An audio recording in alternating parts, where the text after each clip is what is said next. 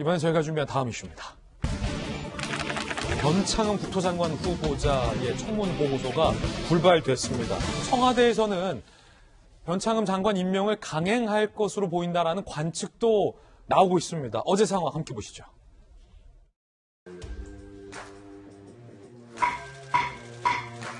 후보자에게 제기되었던 여러 가지 의혹들은 상당 부분 사실이 아닌 것으로 확인되고, 아까 오늘분이 말씀하셨는데 의혹이 상당히 해소됐다. 지나가는 소가구슬입니다. 적반하장입니다. 의혹이 확연하게 드러났고, 변창흠 후보자 제가 보기에 어저께 진정한 사과가 있었다고 생각합니다. 후보자는 SH 사장 당시 막말과 관련해 8번 사과하는 척 하면서도 결론적으로는 억울하다는 변명의식이 있습니다. 지명될 때부터 청문회 순간까지도 낙마시켜야 되겠다라는 언론과 그다음에 야당과 전체적으로 의기투합했다라는 느낌을 지울 수가 없었습니다. 그런 근거 없는 이야기를 함부로 하시면 안 돼요!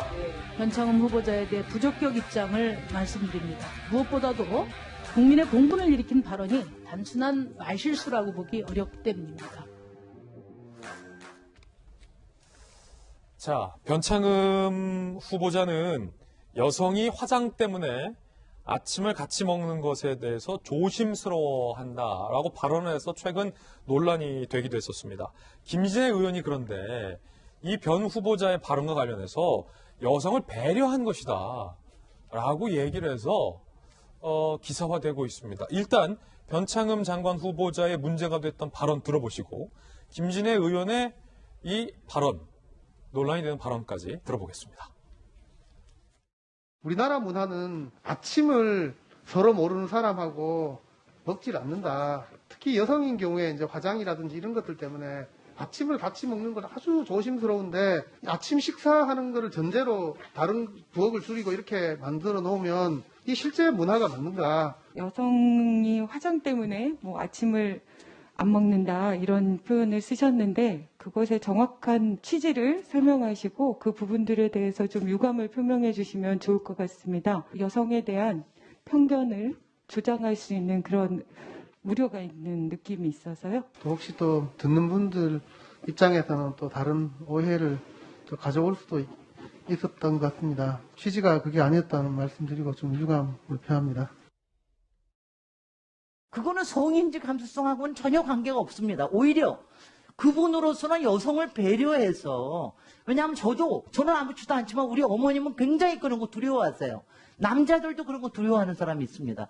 그런 거를 왜 성인지 감수성이라는 말로 해가지고 왜 또 후보자한테 프레임을 씌우는 겁니까? 김진애 의원님, 저는 성인지 감수성이란 말을 쓴 적이 없습니다. 기회를 드렸을 때 본인의 실수를 순수히 인정하고 이후에 본인이 더 노력하겠다고 이렇게 인정해 주신 것이 저는 오히려 나아 보였다는 말씀 드립니다.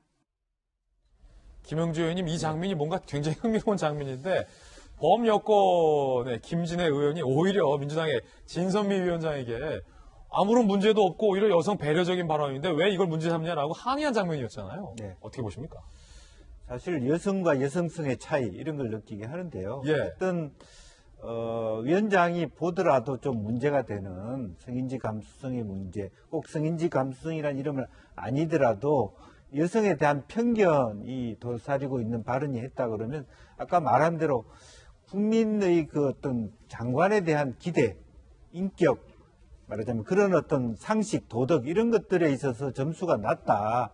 이런 부분들을 우리가 피해가기 어렵거든요. 앞으로 정말 고위공직자가 되려고 하는 분들은 자기 전문성뿐만 아니라 사회 전반이 갖고 있는 수준에 있어서의 인격과 겸양을 갖춰야 된다. 그렇게 생각이 듭니다. 한편 여당의 김태년 원내대표는 고 김용군 씨의 모친을 찾아갔다가 되려 면박을 당했습니다. 논의되고 무산된 게 많잖아요. 무산은 안 돼요. 너무 시간이 좀 걸려서 그렇지. 지금 야당이 좀 들어오지도 않고 있고 심사에. 절차가 시작이 되었고 최선을 다해서 그 심의를 할 텐데 사실상 심의를 지금 거부하고 있는 이런 지금 상태라서 조건은 여러 가지로 악조건이긴 합니다만은. 까지 여당이 다 통과시켰잖아요. 많은 법을 통과시켰는데 왜 이 법은 꼭 야당이 있어야 돼요? 그 사람들 안 들어오면 여당에서 그냥 해주세요. 여러 가지 말씀을 듣고 그 고민하겠습니다.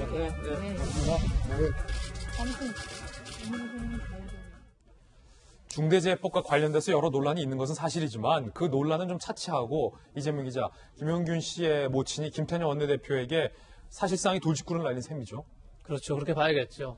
사실 뭐 김태년 원내대표도 특별히 할 말이 없을 정도로 지금까지 공수처법 개정안이라든지 아니면 뭐 대북 전단 살포 금지법이라든지 이런 것들을 야당의 반대에도 불구하고 야당의 필리버스터에도 불구하고 여당이 그냥 단독으로 숫자적으로 밀어붙였었는데 왜 중대재해법은 야당 핑계를 대느냐 이런 얘기를 하는 거죠. 지금 김태년 원내대표도 야당이 반대해서 지금 힘들다 뭐 이런 식으로 얘기했기 때문에 결국 본인들이 원하는 법들, 반드시 필요한 법들은 본인들의 입맛에 맞춰서 숫자적으로 밀어붙일 수 있고 또 그렇지 않고 사실 이게 중대재해법 자체가 굉장히 쟁점 법안인 거죠. 왜냐하면 기업들이 너무 처벌 수위가 강하다. 이렇기 때문에 이럴 경우에는 사실 이렇게 중대산업재해에 대해서 반드시 이렇게 필요하지만 그럼에도 불구하고 너무 처벌수가 높다는 건 좀 문제가 있다. 이런 이제 논란이 있는 건데 그거에 대해서 얘기하는 게 아니라 오히려 야당 핑계를 댄 것 자체가 솔직하지 못했다. 거기에 대해서 오히려 그냥 돌직구를 날렸다 이렇게 봐야겠죠. 그런가 하면 변창흠 장관 후보자는 구역을 찾아서 묵념을 했습니다. 개 때문에 별일 아닌 것이 개 실수로 시정을 흔들고 있다라고 발언했었는데 자, 김弁박사님 시간이 없어서 짧게 부탁드립니다. 이 묵념하는 것 어떻게 보십니까? 이런 것들이 결국은 보여주기 식으로 변창흠 후보자가 그동안 내뱉었던 말에 대해서 충분하게 진정성 있는 모습을 보일 수 있을까? 이렇게 생각하지 않는 분들이 훨씬 많을 거라고 봅니다. 지금 변창흠 후보자에 대한 부분들은 이 문재인 정부에 두고두고 이 부동산 문제에 대해서 충분하게 국민들께 다가설 수 있는 정책을 피더라도 사실상 공감대를 형성할 수 없는 여지들이 많기 때문에 변창흠 후보자 저런 식으로 행동하기 전에 문재인 정부에서 알아서 변창흠 후보자 지명 처리하는 것이 온당하다고 생각합니다. 야당의 견해였습니다.